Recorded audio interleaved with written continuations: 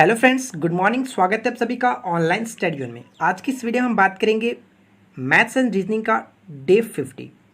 इससे पहले मैंने फ्रेंड्स आपको 49 पार्ट तक कंप्लीट कर चुका है और आज हम लोग हाफ सेंचुरी कंप्लीट कर रहे हैं। उम्मीद करता हूं कि आप लोगों ने सारे पार्ट्स को जरूर देखा होगा। नहीं देखा है तो लिंक आपको डिस्क्रिप्शन में मिलेगा, आप वहाँ से सारे पार्ट्स को जरूर देखें, क्योंकि यहाँ पे जो भी मैंने क्वेश्चन आपके साथ डिस्कस किया है वो किसी भी एग्जाम्स के लिए आपको बहुत ही ज़्यादा हेल्पफुल करेगा। आप एक बार देख के पूरी वीडियो को ध्यान से देखिए और इसके बाद खुद एनालाइज कर सकते हैं कि हाँ, क्वेश्चंस का लेवल किस तरह से, आपके एग्जाम्स में क्वेश्चंस किस तरह से पूछ जाते हैं। मैंने जितने भी पार्ट आपके साथ डिस्कस किया उसमें ऐसा एक भी क्वेश्चन नहीं था जो कि किसी ना किसी एग्जाम्स में पूछा गया हो या फिर आने वाले एग्जाम्स में ना पूछा जाए। तो बस मैं आपसे यही कहूँगा कि अगर आप अच्छे तरीके से प्रिपरेशन करना चाहते हैं तो आप सारे पार्ट्स को एक बार ज़रूर देख लें। तो चलिए फिलहाल बात करते हैं आज की इस वीडियो के बारे में। और फर्स्ट क्वेश्चन देखिए फ्रेंड्स, आपके स्क्रीन पे क्या कह रहा है। एक व्यक्ति के खर्चे इस प्रकार हैं कि 15% कृषि पर, 21% घर पर और 24% शिक्षा पर खर्च करता है। तो आपको यह दिया गया है कि यदि 360 रुपये की वह बचत करता है तो आपको यह बताना है कि उसकी कुल आय कितनी थी। तो कैसे करेंगे इस क्वेश्चन को? देखिए फ्रेंड्स, मैं आपको इस क्वेश्चन में नहीं बोलूँगा कि आप इसको एक्स मानकर बनाओ, ऐसा कुछ नहीं करना है, ठीक है। तो सिंपल सा क्वेश्चन होता है, इसमें कुछ करना नहीं है, बस आप एक बार लिख कर ले लिए कि कितना कितना किस पे खर्च कर रहा है, ठीक है। तो आप मान के चलो कि खर्च वो कर कितना रहा है।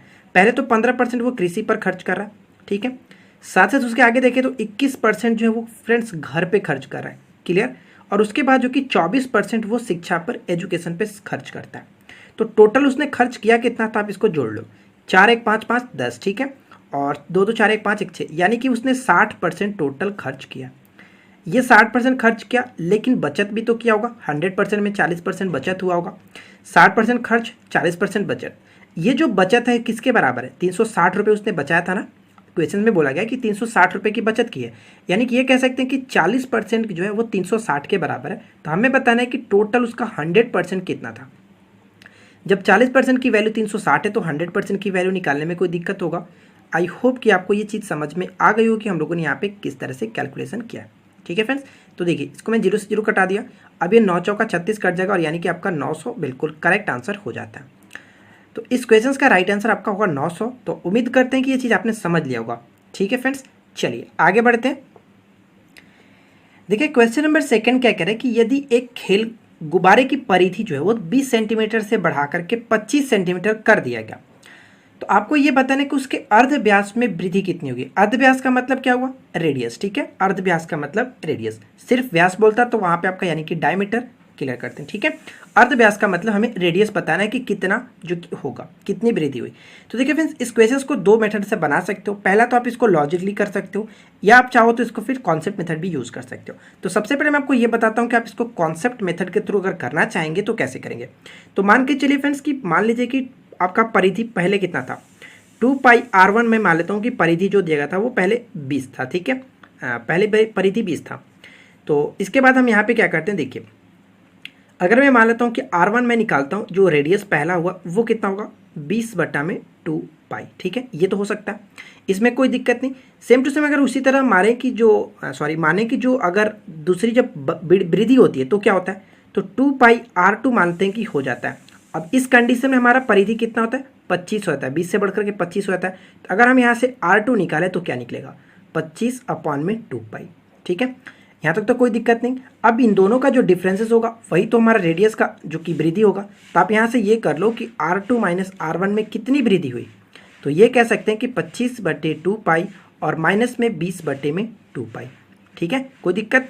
अब यहाँ पे देखिए अपना फ्रेंड्स कितना वृद्धि हो रहा है। यहाँ पे एलसीएम ले लोगे तो 2π हो जाएगा और 25 में से 20 किया तो आपका 5, ठीक है। तो ये कह सकते हैं कि हमारा जो रेडियस में वृद्धि हुआ वो कितना हुआ, यानी कि इन दोनों का ये अंतर निकला तो वो क्या हुआ, वृद्धि ही तो निकला, दोनों का रेडियस का वृद्धि निकला 25/2π। तो यही इस क्वेश्चन का राइट आंसर हो जाता है।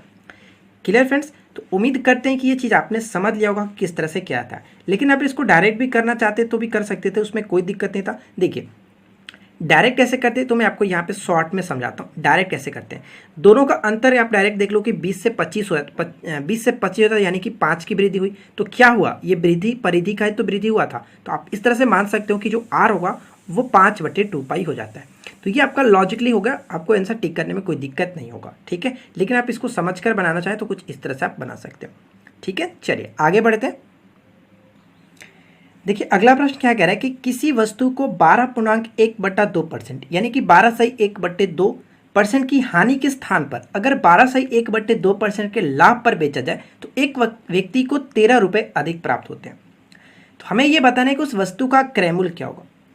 देखिए फ्रेंड्स, इस क्वेश्चन को मैं इतने शॉर्ट में बनाने की कोशिश करूंगा कि आपको अच्छा भी लगेगा और आपको ज़्यादा लेंदी भी नहीं लगेगा। देखिए 12/1/2% हानि का मतलब क्या हुआ। अगर मैं बोलता डायरेक्ट कि 12% हानि का मतलब, तो आप ये कहते कि 12% हानि का मतलब कि 88, ठीक है, 100 में से आप 12 घटाते। लेकिन वहीं पे हम बात करेंगे कि 12.5% यानी कि 12.1/2 था, इसको 12.1/2% को हम लिख सकते हैं 12.5%, ठीक है।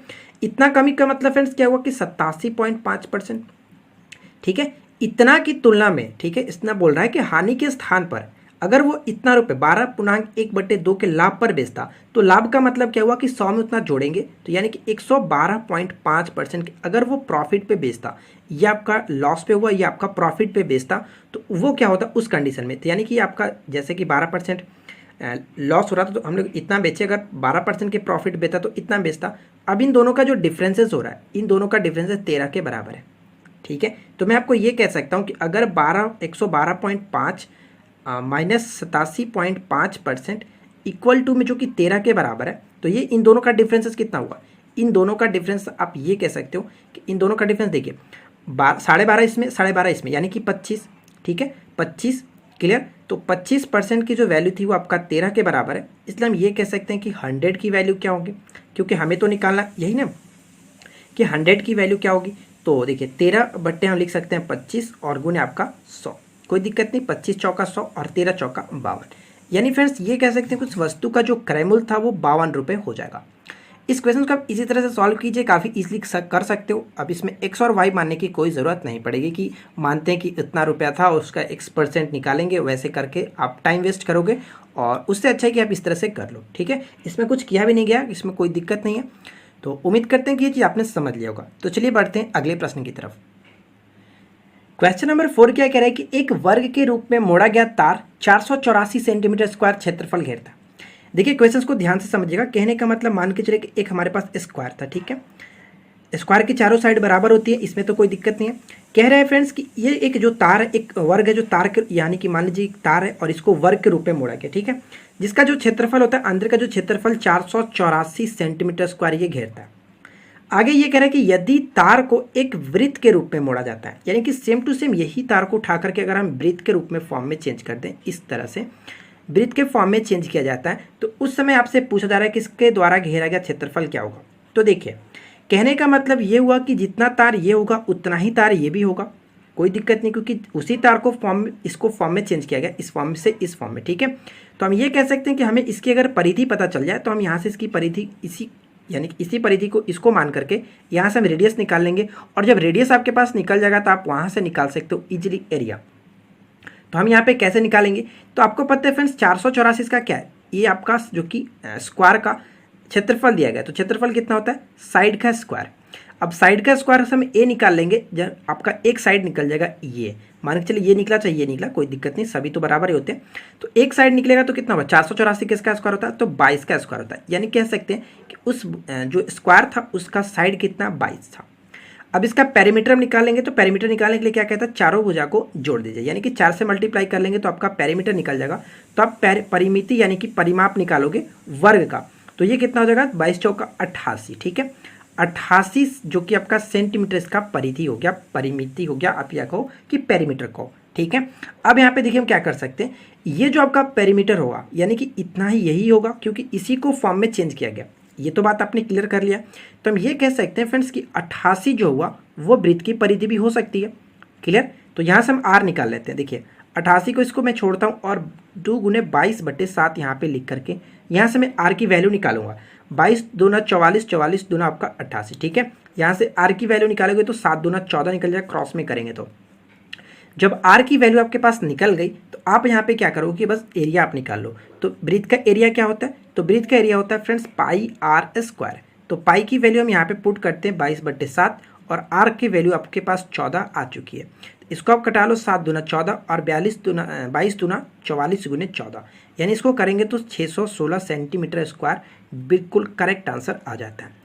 तो फ्रेंड्स उम्मीद करते हैं कि ये चीज़ आपने समझ लिया होगा। काफ़ी अच्छा क्वेश्चन था, बस आपको थोड़ा सा इसमें माइंड लगाना है। क्लियर? तो इसी बात पे अगर वीडियो को लाइक नहीं किया है तो वीडियो को लाइक ज़रूर कर दीजिएगा। चलिए बात करते हैं अगले प्रश्न की। नेक्स्ट क्वेश्चन ये कह रहा है कि दो भाइयों के आयु का योग, ध्यान से पढ़िएगा फ्रेंड्स, दो भाई मान लेते हैं कि ए है और एक बी है, ठीक है। दो भाइयों के आयु का जो योग दिया गया ए प्लस बी जो है वो फ्रेंड्स कितना है, जो कि 36 वर्ष है। ये प्रेजेंट में दिया जाता है, ठीक है। जो भी अगर योग की बात की जाती है तो यहाँ पे प्रेजेंट की बात की गई है, क्योंकि यहाँ पे कुछ कहा नहीं गया कि 2 वर्ष पहले या फिर 2 वर्ष बाद, ये सब कुछ नहीं कहा गया। सिर्फ दिया गया कि दो भाइयों के आयु का योग 36 वर्ष है, यानी कि उनके प्रेजेंट में जो योग है वो 36 वर्ष है। क्लियर? आगे ये कह रहा है कि 4 वर्ष के बाद उनकी आयु का अनुपात 5:6 हो जाता है।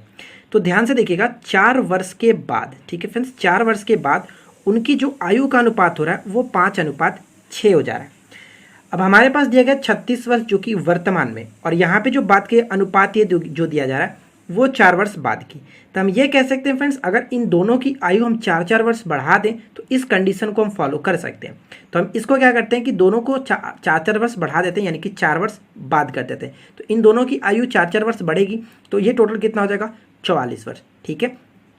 अब ये कह सकते हैं कि फ्रेंड्स इन दोनों की वैल्यू को हम इजीली इसको कैलकुलेट कर सकते हैं। तो देखिए, इन दोनों का योग 44 दिया गया था, तो अब ये कह सकते हैं कि यहाँ पे अगर जैसे कि वर्तमान में ए प्लस बी की आयु 36 वर्ष था, तो अब हम ये कह सकते हैं कि ए प्लस बी की 4 वर्ष बाद की आयु जो होगी वो कितनी होगी, 44 वर्ष होगी, क्योंकि दोनों का 4-4 वर्ष बढ़ेगा, ठीक है। तो यहाँ पे देखिए क्या कर सकते हैं, 6 और 5 11, यानी कि दोनों को जोड़ करके 11x की वैल्यू जो कि 44 के बराबर है, ठीक है। 11x की वैल्यू 44 के बराबर है, तो x का मतलब 4। अब ये 4 निकला क्या, तो 4 हम यहाँ पे इन दोनों के रेशियो निकाल देंगे, ठीक है। ये रेशियो निकला। अब हमसे ये पूछा गया कि बड़े भाई की आयु क्या होगी, यानी कि वर्तमान में ही पूछ रहा है कि बड़े भाई की आयु क्या होगी। तो सबसे पहले हम ये कहते हैं कि इन दोनों को निकाल लेते हैं। तो देखिए, इसको करेंगे 5 चौका 20 हो जाएगा और 6 चौका 24 हो जाएगा। तो बड़े भाई की आयु तो यहाँ से क्लियर हो रहा है, लेकिन ये ध्यान रखिएगा ये 4 वर्ष बाद की है, ठीक है। ये 4 वर्ष बाद की है, लेकिन हमें जो बताना है वो वर्तमान में बताना है। तो वर्तमान में बताने के लिए क्या करेंगे, दोनों में 4-4 वर्ष कम कर देंगे, यानी कि छोटे भाई की जो आयु होगी 4 वर्ष पहले जो वर्तमान में वो 16 होगी, और बड़े भाई की जो आयु होगी वो 20 वर्ष होगी। तो ये आपका हो गया वर्तमान में, यानी कि प्रेजेंट में, ठीक है। तो फ्रेंड्स उम्मीद करते हैं कि ये चीज़ आपने समझ लिया होगा किस तरह से क्या था। तो इस क्वेश्चन का राइट आंसर क्या होगा, 20 वर्ष, जो कि बड़े भाई की आयु आपका क्लियर हो गया। क्लियर? चलिए आगे बढ़ते हैं। देखिए क्वेश्चन नंबर 6 में क्या कह रहा है कि मनोज एक रेडियो को उसके मूल्य के 3/4 दाम में खरीदता है। कहने का मतलब मान के चलिए कि जो मार्केट प्राइस था वो पहले से 100 रुपये था, ठीक है। जब मनोज मार्केट में गया तो उस समय रेडियो की जो वैल्यू थी वो 100 रुपये थी, लेकिन मनोज ने क्या किया कि उस रेडियो को उसके मूल्य के, यानी कि इतना रुपये का क्या किया कि इसके 3/4 यानी कि 3/4 दाम दे करके उसने खरीद लिया। यानी कि इसको कटाएंगे तो कितना होगा, 25 चौका 100, 25 × 75, यानी कि 3/4 का मतलब 75 रुपये में उसने खरीदा। ये बात आप ध्यान से समझ लीजिएगा, ठीक है। आगे क्या कह रहा है कि तथा उसके मूल्य से 20% अधिक दाम पर बेच देता। यानी फ्रेंड्स उसने खरीदा कितना में, 75 रुपये में, लेकिन बेचते वक्त उसने क्या किया कि उसने बेचते वक्त उसके मूल्य का 20% अधिक, यानी कि जो मार्केट प्राइस 100 रुपये था उसने इसका जो 20% बढ़ा करके बेचा, यानी कि 120 रुपये में बेचा। बात समझ लीजिए, क्वेश्चन ये कह रहा था कि उसके मूल्य से 20% अधिक दाम में बेच देता है, यानी कि जो मार्केट प्राइस था उसका उसके अधिक मूल्य पर 20% अधिक मूल्य पर बेच देता है, ठीक है। तो अब उसे बताइए कि प्रॉफिट कितना होगा। उसने खरीदा 75 रुपये में और बेचा 120 रुपये में, तो प्रॉफिट कितना हुआ होगा। तो प्रॉफिट यहाँ से हम कैलकुलेट कर लेंगे, इसमें से घटा लेंगे तो आपका देखिए 45, और नीचे किस पे हमें प्रॉफिट कैलकुलेट करना होता है, तो आपका सीपी पे, तो नीचे हम लिखेंगे 75 और गुना में आपका ये 100 हो गया। अब देखिए इसको हम कटाते हैं कैसे, 5 से कटा लेते हैं तो कोई दिक्कत नहीं होगा। 5 से 25 तिहाई 75, 25 से कटाते हैं, 25 तिहाई 75 और 25 चौका 100, और इसको हम कटाते हैं 15। तो ये देखिए फ्रेंड्स 15 चौका 60% जो होगा उसको प्रॉफिट हो जाएगा। तो यही इस क्वेश्चन का राइट आंसर है, और उम्मीद करते हैं कि ये चीज़ आपने समझ लिया होगा किस तरह से मैंने फाइंड आउट किया। क्लियर? चलिए आगे बढ़ते हैं। क्वेश्चन नंबर 7 में क्या कह रहा है कि एक्स, वाई तथा जेड एक कार्य को क्रमशः 30 दिन, 40 दिन, 50 दिन में कर सकते हैं। तो चलिए हम इनको कराते हैं काम। एक तो 30 दिन में कर सकता है, वाई जो है उस काम को 40 दिन में कर सकता है, और जेड उस काम को 50 दिन में कर सकते हैं। आगे क्या कह रहे हैं कि तीनों मिलकर कार्य करना शुरू करते हैं। तो चलिए तीनों को कार्य करना स्टार्ट कराते हैं। तो सबसे पहले इन तीनों का एलसीएम 30, 40 और 50 यानी कि 5 का 20 23 60 यानी कि 600 हम इनका एलसीएम ले सकते हैं, कोई दिक्कत नहीं। अब यहाँ पे देखिए 600 जब एलसीएम हो जाता है तो क्या कर सकते हैं, इसको आप यहाँ पे इनकी इफिशियंसी निकाल लीजिए। इफिशियंसी कैसे निकालेंगे, तो इसको यानी कि 600 को आप 30 से डिवाइड करो तो 20 के 60 हो जाएगा और 15 चौका 60, इसमें भी तो कोई दिक्कत नहीं। ये आपका 20 हो गया, ये आपका 15 हो गया और ये देखिए कितना हो जाएगा 12 पंजे 60 यानी कि आपका ये 12 हो जाता है। ठीक है, इन तीनों की इफिशियंसी निकल गई। अब आगे क्वेश्चन क्या कह रहे हैं, ध्यान से पढ़िएगा। क्वेश्चन आगे ये कह रहा है फ्रेंड्स कि परंतु वाई कार्य समाप्त होने से 4 दिन पूर्व कार्य छोड़कर चला जाता है, वाई छोड़कर जाता है। तो मैंने आपको एक बार बताया था, ये क्वेश्चन मैं सेकंड टाइम डिस्कस कर रहा हूँ इस टाइप का। देखिए जब भी कोई कार्य छोड़ करके जाता है तो यानी कि जितना दिन पहले जाता है उससे आप मल्टीप्लाई कर लो, 15 चौका 60। अब ये छोड़कर पहले जाता है तब इसको इसमें ऐड कर लीजिए। ठीक है, यानी कि कहने का मतलब ये हुआ कि जो कार्य छोड़ करके जाता है उसमें आप मल्टीप्लाई करके उतना ही टोटल कार्य में ऐड कर लो, यानी फ्रेंड्स आपका ये हो जाएगा 660।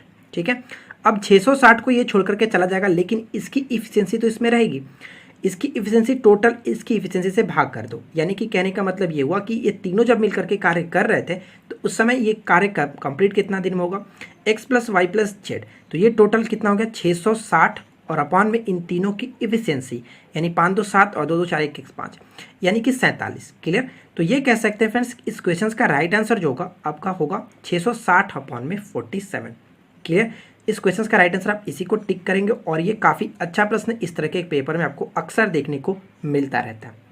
तो बात करते हैं अगले प्रश्न की। देखिए क्वेश्चन नंबर 8 में क्या कह रहा है कि यदि एक द्विघात समीकरण के मूलों का योग, यानी फ्रेंड्स मूलों का योग आपके पास -7 दिया गया और मूलों का गुणनफल जो दिया गया वो 12 दिया गया, तो आपको ये बताना कि द्विघात समीकरण का जो समीकरण होगा वो क्या होगा। तो सबसे पहले आपको ये पता होना चाहिए फ्रेंड्स द्विघात समीकरण का मूल जो होता है, मूलों का योग क्या होता है और मूलों का गुणनफल क्या होता है और इसका इक्वेशन जो होता है वो किस तरह से होता है। तो अगर आपने 10th में पढ़ा होगा, इसमें तो कोई दिक्कत नहीं, 10th में ऑब्वियसली पढ़ा ही होगा, तो मैं आपको बताता हूँ फ्रेंड्स क्या होता है। देखिए मूलों का योग का मतलब अल्फा प्लस बीटा जो होता है वो -7 दिया गया। क्लियर, यहाँ पे -7 दिया गया और अल्फा इंटू बीटा यानी कि मूलों का गुणनफल जो दिया गया वो आपके पास दिया गया 12।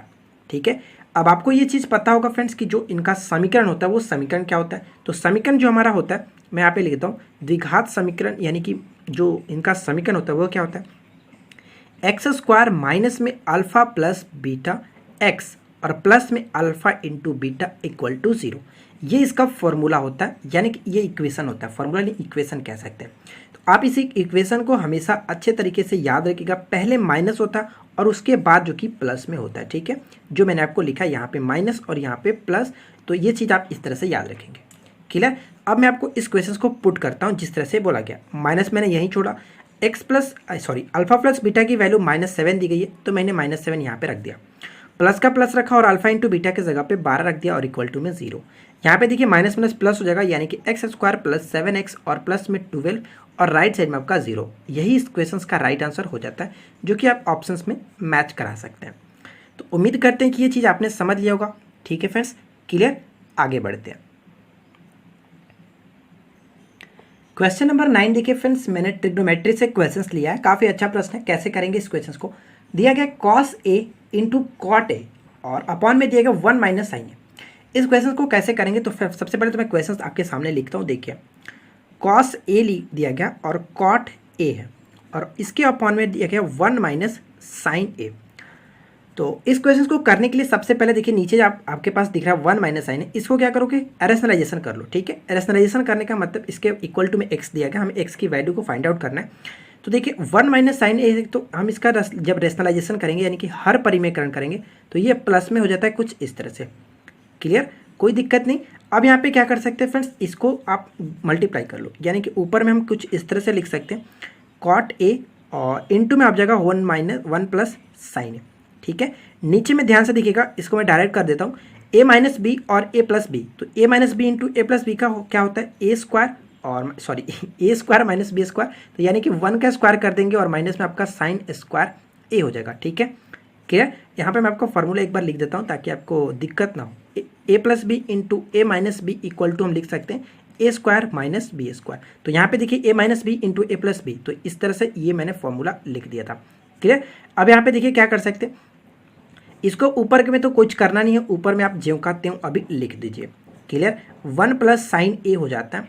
ठीक है फ्रेंड्स, अब नीचे देखिए क्या होगा, 1 माइनस साइन स्क्वायर ए। 1 माइनस साइन स्क्वायर ए को हम लिख सकते हैं कॉस स्क्वायर ए। अब ये मैंने क्यों लिखा, क्योंकि आपको ये तो पता होगा कि sine square theta plus cos square theta equal to 1 होता है, और वहाँ से हम लोग वैल्यू निकाल लिए कॉस स्क्वायर थीटा का। ठीक है, यानी कि इसको हम इस तरह से लिख सकते हैं। अब यहाँ पे देखिए फ्रेंड्स, ऊपर में कॉस ए और नीचे में 2 है तो 1 कट गया। अब ऊपर में आपके पास क्या बचा, ऊपर में बचा है कॉट ए और नीचे में आपके पास बचा है जो कि कॉस ए। ठीक है, और इंटू में 1 प्लस साइन ए तो रहेगा ही रहेगा, इसमें तो कोई दिक्कत नहीं है।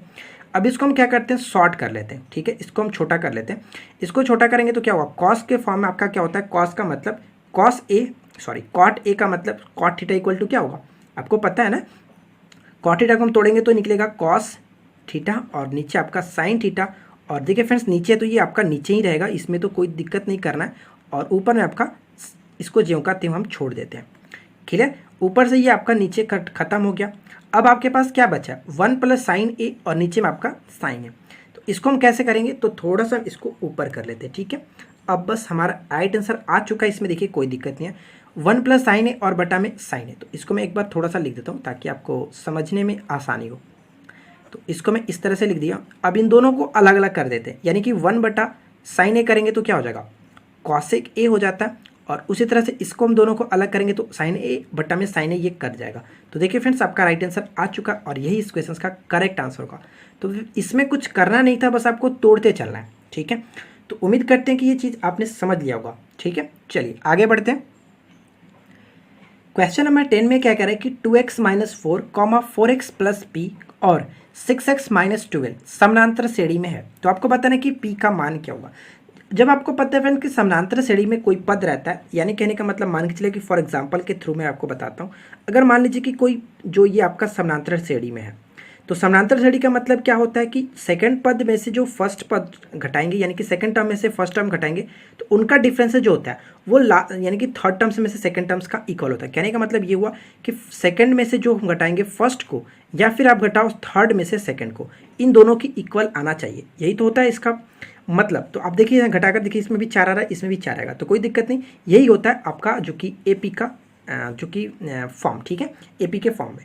तो यहाँ पर हम ये कह सकते हैं फ्रेंड्स कि जो ऊपर में हमारे पास दिया गया 2x माइनस में 4 और 4x प्लस में p, और यहाँ पे आपके पास 6x माइनस 12, ये भी कुछ इस तरह से एपी में दिया गया। ठीक है, यानी कि यहाँ पे सिर्फ 3 ही टर्म्स दिखाए गए, आगे कुछ हो सकता है, लेकिन आपके पास यहीं पे बताना है कि p की वैल्यू क्या होगी। तो जिस तरह से मैंने ऊपर में आपको बताया कि इसमें से इसको घटा लीजिए और इसमें से इसको घटा लीजिए और दोनों तरफ इक्वल कर देंगे तो हमारा राइट आंसर आ जाएगा। तो चलिए मैं आपको करके बताता हूँ। 4x प्लस पी और उसमें से हम घटा लेंगे आपका 2x और प्लस में 4 हो जाएगा, क्योंकि मैंने घटाया माइनस का साइन है तो ये आपका प्लस में हो जाएगा, तो ध्यान में रखना है। ठीक है, उसके बाद देखिए फ्रेंड्स यहाँ पे क्या करते हैं, उसके बाद हम ये आगे क्या कर सकते हैं, तो ध्यान से देखिएगा। 6x माइनस में 12 और माइनस में आप क्या करेंगे इसको, तो माइनस में करेंगे तो माइनस का चिन्ह है तो इसको घट जाएगा, यानी कि 4x और ये माइनस में p हो जाएगा।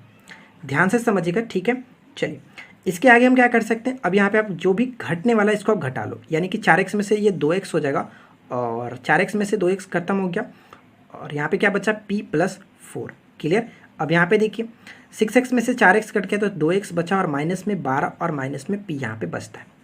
माइनस p को मैं यहाँ पे लाता हूँ तो ये आपका कुछ ये इधर हो जाएगा तो 2p हो जाएगा और यहाँ पे देखिए 2x ये खत्म हो जाता है। ठीक है, 2x और 2x ये खत्म हो जाता है।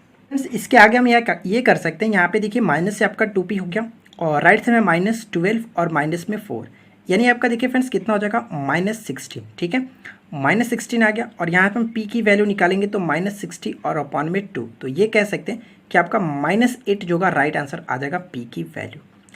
तो उम्मीद करते हैं कि ये चीज़ आपने समझ लिया होगा इस तरह से क्वेश्चंस को कैसे किया जाता है। क्लियर फ्रेंड्स, काफ़ी अच्छा प्रश्न था और इस टाइप के भी क्वेश्चंस हो सकता है कि चांसेस से पूछा जा सके और मैंने आपको हर टाइप के क्वेश्चंस करा रखा है। तो अगर आपने नहीं देखा तो सारे पार्ट्स को जरूर देख लीजिएगा, आपका सारा डाउट्स क्लियर होगा। तो बात करते हैं आज की रीजनिंग के क्वेश्चंस की। तो देखिए फ्रेंड्स, आपके पास एक फिगर दिया गया और आपको ये बताने कि इसमें कितने वर्ग हैं, यानी कि हमें स्क्वायर बताने कि इसमें कितने स्क्वायर बनेंगे। ठीक है, तो चलिए सबसे पहले तो फाइंड आउट करते हैं कि इसमें कितने स्क्वायर हो सकते हैं।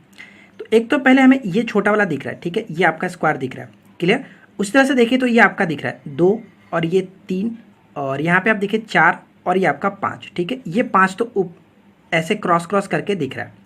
लेकिन एक ध्यान से देखिएगा तो ये आपका बड़ा वाला दिखेगा 5, ये आपका 6 हो गया और ये आपका एक 7 हो गया। अब इससे ज़्यादा आप नहीं बना सकते हो, ठीक है। मैंने आपको क्या बताया, 5 तो छोटा छोटा आप जो दिख रहे हैं बॉक्स टाइप का ये बनेगा, और उसके बाद ये आपका बड़ा वाला 2 ठो बन रहा है। यानी ये कह सकते हैं कि 5 और 2 साथ ही इसमें जो कि स्क्वायर बन सकते हैं, ठीक है फ्रेंड्स, वर्ग बन सकते हैं। तो उम्मीद करते हैं कि ये चीज़ आपने समझ लिया होगा इस टाइप के क्वेश्चंस को कैसे किया जाता है। देखिए फ्रेंड्स, देखिए होता क्या है कि अगर आपको अच्छे से गिनने आएगा तो आपको कोई दिक्कत नहीं होगा, लेकिन अगर आप थोड़ा सा मिस्टेक करोगे तो गलत हो सकता है। तो फ्रेंड्स उम्मीद करते हैं कि ये चीज़ आपने कर लिया होगा। तो चलिए बात करते हैं अगले प्रश्न की। देखिए क्वेश्चन नंबर 12 में क्या दिया गया फ्रेंड्स, आपके पास एक फिगर दिया गया और आपको बताना है कि यहाँ पे मिसिंग नंबर क्या होगा। थर्ड पार्ट में मिसिंग नंबर बताना है। तो सबसे पहले मैं आपको इस तरह से लिख लेता हूँ।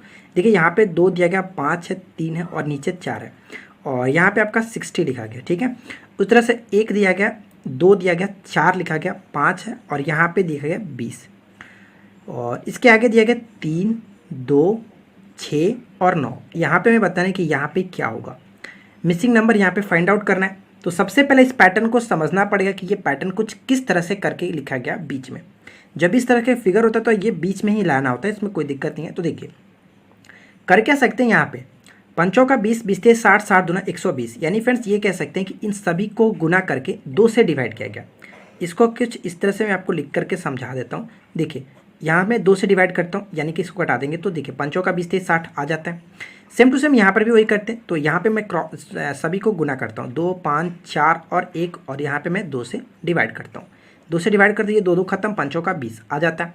तो चलिए सेम टू सेम यहाँ पर भी वही करते हैं। तो सबसे पहले यहाँ से स्टार्ट, कहीं से स्टार्ट करो, उससे कोई प्रॉब्लम नहीं है। 2, 9, 6 और 3, और हमें 2 से डिवाइड करना है, तो 2 से मैं डिवाइड कर दिया। अब देखिए इसको गुना करते हैं, 18 कितना हो जाएगा, 36, 18, 18 9 162। यानी इस क्वेश्चन का राइट आंसर क्या होगा, 162 बिल्कुल करेक्ट आंसर हो जाता है। यहाँ पे मिसिंग नंबर आपका 162 होगा, जो कि ऑप्शंस के अकॉर्डिंग आप मैच करा सकते हो, ठीक है। चलिए आगे बढ़ते हैं।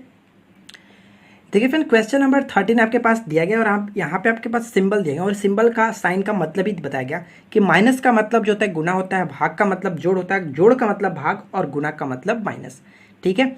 तो चलिए सबसे पहले तो इसके आपके पास जो दिया गया उसको हम लिख लेते हैं। यहाँ पे दिया गया 2 गुने 12, और भाग का दिया गया मतलब उसके बाद 32, माइनस में 5 और प्लस में 4, और इसकी वैल्यू हमसे पूछा है कि क्या होगा।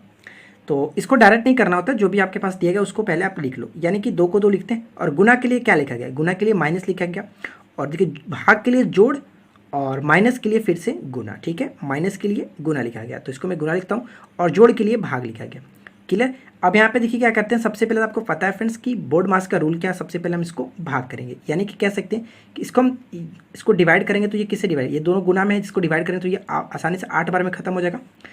8 चौका 32, तो यहाँ पे हमारे पास क्या बचा, 2 माइनस 12 और प्लस में 8 गुने 5, ठीक है। अब इसको आप गुना कर सकते हो, 2 माइनस 12 और 8 पंचे 40। तो इस दोनों को जोड़ लीजिए, 40 और 2 42, और 42 में से आप 12 को घटा लोगे तो कितना आ जाएगा, 42 में से 12 घटाओगे तो 30, बिल्कुल करेक्ट आंसर आ जाता है, ठीक है। चलिए आगे बढ़ते हैं। अगला प्रश्न हमारे पास दिया गया, एक सीरीज दिया गया 5, 30, 155, 780, और हमें बताने कि यहाँ पे क्या होगा, नेक्स्ट जो टर्म होगा वो क्या होगा। तो सबसे पहले अगर आप इसको ध्यान से देखो तो क्या किया गया कि 5 गुने 5 करके 5 जोड़ा गया, ठीक है। तो चलिए इसको जोड़ लेते हैं, गुना कर लेते हैं यहाँ, क्योंकि यहाँ पर भी दिख रहा है 30 25 150, और उसमें 5 जोड़ा गया, तो इसमें कोई दिक्कत नहीं। यहाँ पे 5 से गुना किया गया और 5 इसमें ऐड किया गया, तो सेम टू सेम यहाँ पर भी वही किया गया, 5 से गुना करके 5 ऐड किया गया। तो यहाँ पर भी कुछ इस तरह के, क्योंकि 15 25 75 और 5 आपका हो जाएगा 775, और 5 इसमें ऐड किया गया। इस पर भी हम वही कर देते हैं, यानी कि 780 को अगर 5 से गुना करते हैं तो क्या होगा, 0, 8 पंजे 40, 0, 7 पचे 35, 4 39, और इसमें 5 हमें ऐड करना है। यानी ये कह सकते हैं कि 3905 इस क्वेश्चन का राइट आंसर हो जाता है, ठीक है। चलिए आगे बढ़ते हैं। क्वेश्चन नंबर 15 देखिए फ्रेंड्स, कथन और निष्कर्ष दिया गया, और यहाँ के बोला गया कि कुछ थैले जो गर्म है। तो सबसे पहले मान लेते हैं कि ये थैला हो गया, और थैले का कितना भाग थैला है, थैले का कुछ भाग जो है वो गर्म है, ठीक है। बात समझ आ गई। ये टोटल थैला था, और थैले की कुछ भाग जो वो गर्म है, कह रहा है ना कि कुछ थैले गर्म है। आगे क्या कह रहा है कि सभी गर्म चीज़ें केक है, यानी कि गर्म चीज़ें तो ये थी, और ये सभी जो गर्म चीज़ें वो क्या है कि केक है, क्लियर। अब आगे हम पढ़ते हैं निष्कर्ष। तो पहला निष्कर्ष ये कह रहा है कि सभी केक थैले। तो बताइए कि केक का तो भाग ये था, क्या सभी केक जो थैले? बिल्कुल नहीं। तो ये कह सकते हैं कि पहला पॉइंट गलत है। सेकंड क्या कह रहा है कि सभी थैले केक है, तो क्या ये सभी थैले केक के अंतर्गत आते हैं? ये भी नहीं है। तो ये कह सकते हैं कि सेकंड वाला भी गलत है। तो ऑप्शन आप सी को टिक करोगे, ना तो फर्स्ट और ना ही सेकंड। क्लियर? ऑप्शन सी हमारा यहाँ पे करेक्ट आंसर हो जाता है। चलिए आगे बढ़ते हैं। देखिए फ्रेंड्स, नेक्स्ट क्वेश्चन में ये कह रहा है कि 27 सितंबर, ठीक है, 27 सितंबर को अगर शनिवार था तो आपसे ये पूछ रहा है कि 27 अक्टूबर को कौन सा दिन होगा। ठीक है, उसी साल के 27 अक्टूबर में कौन सा दिन होगा। इस क्वेश्चन को कैसे करेंगे? देखिए, इसको करने के लिए दो मेथड हो सकते हैं। सबसे पहले तो ये होता है कि आप यहाँ से इसमें दिन गिन लो, जो कि इजी मेथड होता है। सबसे पहले मैं आपको वो बताता हूँ। देखिए, 27 सितंबर से लेकर के 27 अक्टूबर तक के टोटल कितने दिन होंगे? तो सितंबर में अब आपके पास 3 दिन बचते हैं। क्यों? क्योंकि तीसरा इसमें लगता है, 30 ही दिन लगता है, 31 तो लगता नहीं है क्योंकि सितंबर 30 लगता है। तो 27 और 3 30 हो गया, 3 दिन इसमें बचता है। और अक्टूबर में 27 तक जाएंगे तो इसमें आपका 27 दिन बचता है। को टोटल 27 दिन होगा। तो ये टोटल दिन कितना हुआ? 30। और 30 को आप 7 से डिवाइड करो। 7 से डिवाइड करोगे यानी कि 7 चौका 28, 2 शेष बचता है। अब ये जो 2 शेष बचता है हम इसमें ऐड कर देते हैं। यानी कि पहले शनिवार था और शनिवार के 2 दिन क्या होगा? शनिवार, रविवार और ये सोमवार। तो यानी कहने का मतलब इस क्वेश्चन का राइट आंसर क्या होगा? आपका मंडे बिल्कुल करेक्ट आंसर हो जाता है।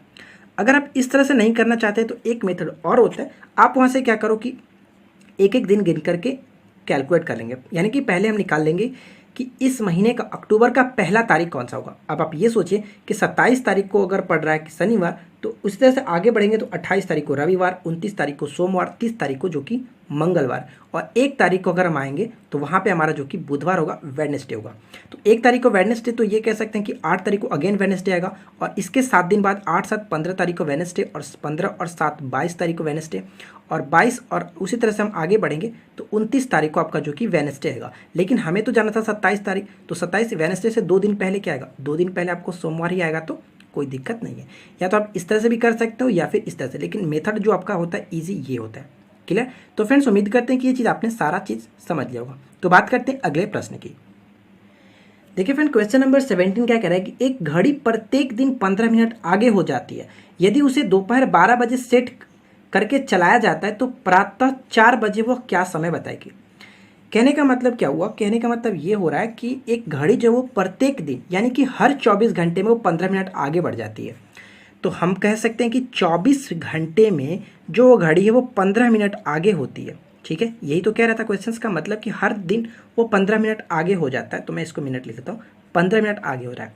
आपको ये बताना है फ्रेंड्स कि क्वेश्चन में ये दिया गया कि घड़ी को दोपहर 12 बजे सेट किया था। तो 12 बजे से लेकर के सुबह के 4 बजे तक कितना घंटा होगा?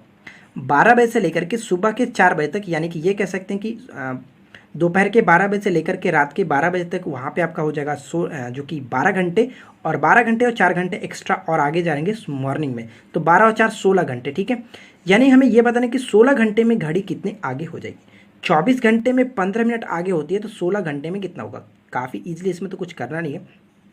तो क्या कर सकते हैं कि 24 घंटे में 15 मिनट, तो 16 घंटे में कितना? तो 15 अपॉन में 24 और आपका गुना में 16। इसको हम कटाते हैं 8 के टेबल से कट जाएगा। 8 तरीके 24, 8 दूनी के 16। इसको हम कटाएंगे 5 और 5 दूनी के 10। यानी ये कह सकते हैं कि 10 मिनट आगे हो जाएगा। तो 10 मिनट आगे का मतलब क्या हुआ? एग्जैक्ट टाइम आपका 4 बजे की जगह पे वो कितना शो करेगा? वो 4:10 आपको दिखाएगा। क्लियर? तो यही इस क्वेश्चन का राइट आंसर हो जाता है। तो फ्रेंड्स, उम्मीद करते हैं कि ये चीज़ आपने समझ लिया होगा। अगर आपको आज की वीडियो पसंद आई हो तो वीडियो को लाइक कीजिए, अपने दोस्तों के साथ शेयर कीजिए। और हमने फ्रेंड्स आपको 50 पार्ट कंप्लीट करा है। अब हो सकता है कि मैं आपको आगे पार्ट ना कराऊं, क्योंकि इतना ज़्यादा सफिशिएंट है। अब मैं पार्ट के पार्ट कराने से कोई मतलब नहीं रह जाता। एक क्वेश्चन की गेसिंग होती है कि जो इस तरह से बाहर आपका नहीं आएगा। ठीक है, तो उम्मीद करते हैं कि फ्रेंड्स आप लोग सारे पार्ट्स को जरूर देखेंगे, और नहीं देखा तो ज़रूर देखा कीजिए, क्योंकि प्रैक्टिस मोस्ट इंपॉर्टेंट। जब तक एग्जाम नहीं होता आपको प्रैक्टिस करते रहना है। बीच बीच में ऐसे नहीं कि मैं क्लास नहीं लूँगा, बीच बीच में मैथ्स के क्वेश्चंस आपके साथ शेयर करता रहूँगा, बीच बीच में अलग अलग पार्ट्स भी लाऊंगा। ठीक है, तो फ्रेंड्स उम्मीद कर देंगे कि आप इस वीडियो को लाइक जरूर करेंगे, अपने दोस्तों के साथ भी शेयर कीजिए। चैनल पर पहली बार है तो चैनल को सब्सक्राइब करके नोटिफिकेशन बेल को भी ऑन कर लीजिएगा। मिलते हैं नेक्स्ट वीडियो में। Thanks for watching, keep learning, have a good day.